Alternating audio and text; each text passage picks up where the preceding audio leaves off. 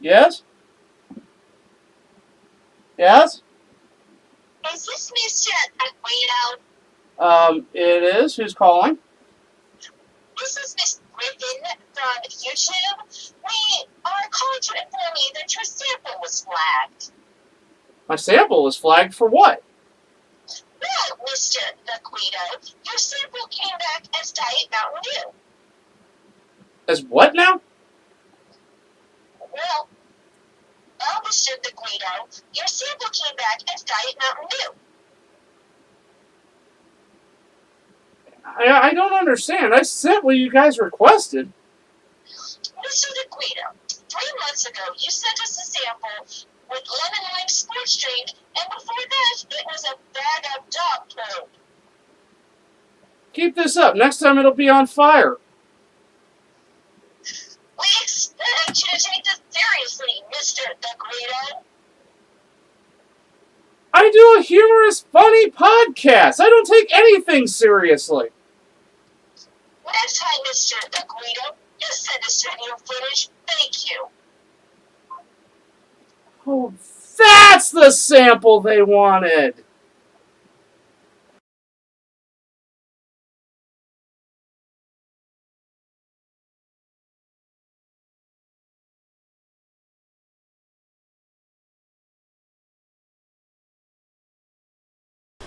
So, Brock Lesnar's drug testing issues back in the news. As we all know, last week, Lesnar's sample from June 25th was flagged due to an anomaly. Well, this week the sample was retested, and Brock Lesnar tested positive for hydroxychloroquine. What this is an anti-estrogen agent. It's often used to mask steroid use. The interesting thing is, with all the crap that Lesnar was giving Jon Jones for failing his drug test prior to UFC 200, this was the exact same masking agent found in Jon Jones' system. So, glass houses aside, both Lesnar and Jon Jones are facing a 2-year ban by the USADA. UFC is not responsible for suspensions based off of drug tests. Now, Lesnar could also be facing fines not only from the USADA, but also the Nevada Athletic Commission, the governing body at UFC 200. Now, Mark Hunt has also chimed in on this, thinking he deserves some financial restitution, and is asking for half of Lesnar's reported $2.5 million purse from the UFC 200 fight.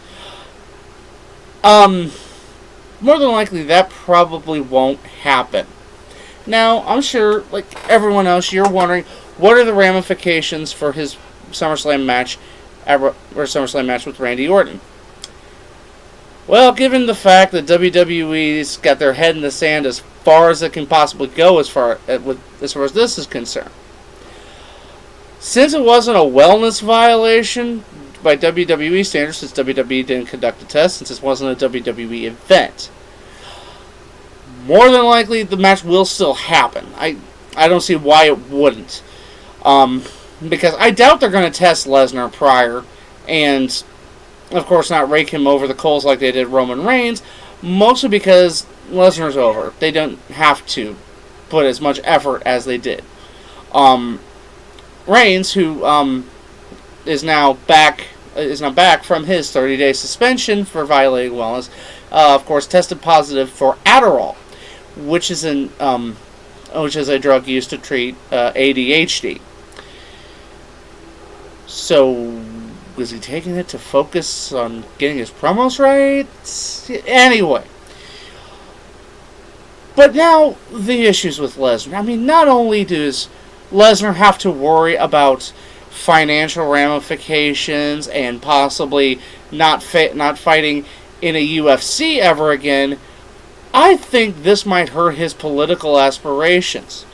And that is why now I am throwing my hat into the ring and running for mayor of Suplex City.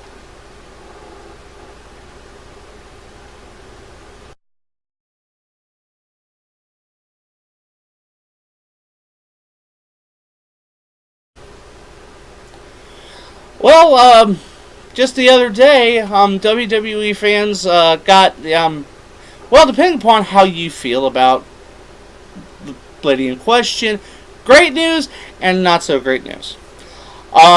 Nikki Bella announced that she has been medically cleared by doctors to return to WWE. As everybody knows, in November, Nikki was diagnosed with a herniated disc in her neck. She tried rehabbing it. The rehab did not work, and in late January of this year, it required surgery to correct. Now, like I said, apparently after the rehab and the surgery, she has now been cleared by her medical professionals to return to WWE. Now, I know there's a lot of wild speculation. There's a lot of wild speculation by fans that now she'll be Sasha Banks' partner at her match at Battleground against Charlotte and Dana Brooke. This is not going to be the case.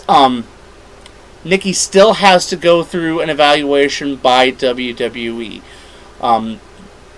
Much like any other protocol, much like any other sports organization, they have their own protocols to see if a superstar is able to come back even after medical clearance.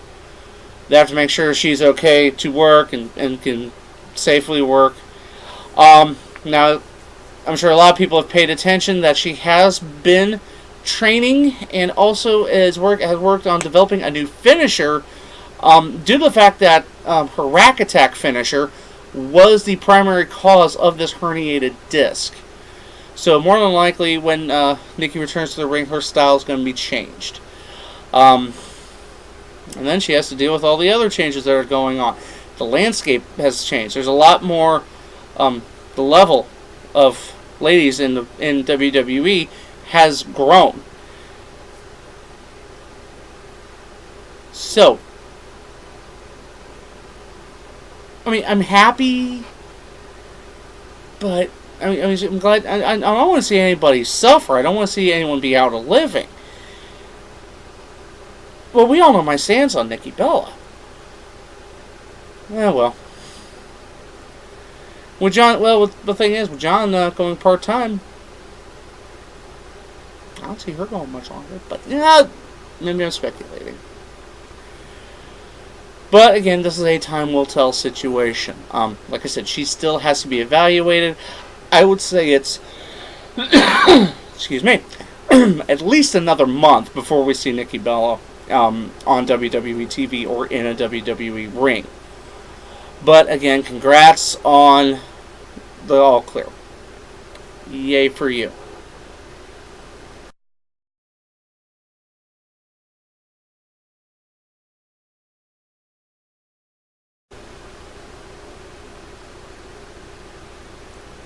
What, a 5-year-old draw these? I mean, heck, the SmackDown logo looks like the Impact logo. I mean, I understand, you want to shake things up and change things, but why? Why change the logos to look worse? I understand we're appealing to kids, but seriously, they look like they were drawn by kids.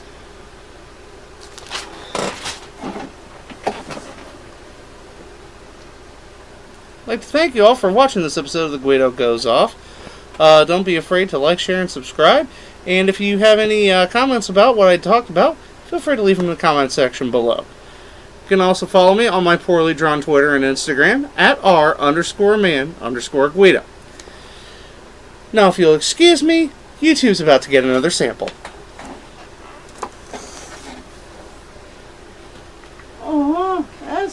That's a good stinky one, kiddies. Yeah, good stinky one. I'm the Guido, and I think we're done here.